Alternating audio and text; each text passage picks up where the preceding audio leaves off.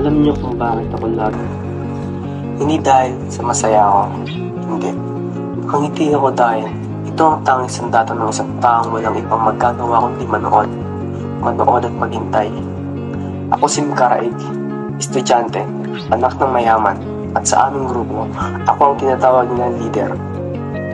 Leader, para bang may kapangyarihan akong baguhin ng mundo sa pamamagitan ng isang akademya, ng isang pahayagan, ng isang simpleng petisyon sa mga praile.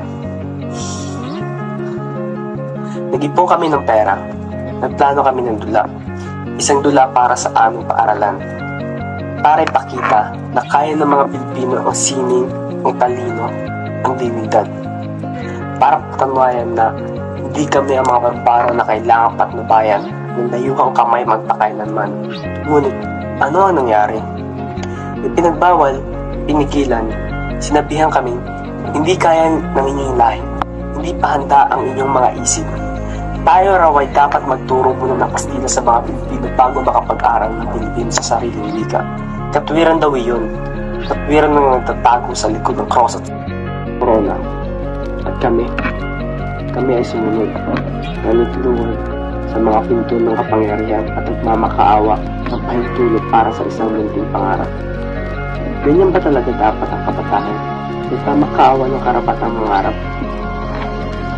Pero, hindi ako si Mel. Hindi ko nais ang apoy at dugo. Hindi ko nais ang revolusyon ng galit. Nais kong revolusyon ng isipan. Ang revolusyon ng paaralan, ng libro, ng tulumpati. Naniniwala pa rin ako rito. O baka, naniniwala pa rin ako dito dahil takot akong tanggapin na ang pag-asa ko ay isang pagsisinungaling na aking inutulit hanggang naging katotohanan sa aking mga tainga. Sinabi ni Sigali na ang bawat lakad ng kabataan ay hakbang pagtungo sa kalayaan. Sinabi ni Simon na ang kalayaan ay hindi pinagkakaulong, hindi kinukuha.